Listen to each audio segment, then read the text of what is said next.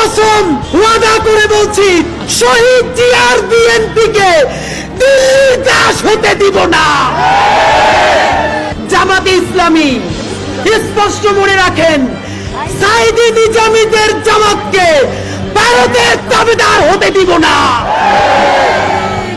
এনসিপির ভাইয়েরা মনে রাখো, শত শত জুলাইয়ের রক্তের মধ্য দিয়ে নেতা হইছো তোমরা। যদি এই জুলাইকে বেঁচে দিয়া দিল্লির দাসত্ব করে ক্ষমতায় আসতে চাও, হাসিনার চেয়েও ভয়ানক পরিণতি হবে। আল্লাহর কসম ওয়াদা করে বলছি, আপনার যেই সন্তান কবরে গেছে, তাদের আরো যদি 100 ভাই মাটির উপরে থাকে, সেই 100 সন্তান ইনকিলাবের কর্মীরা। ইনকিলাব মঞ্চের অন্তত একটা কর্মীও বেঁচে থাকতে খুনি, ফ্যাসিস্ট, কোন হত্যাকারী আওয়ামী লীগের পুনর্বাসন চলবে না।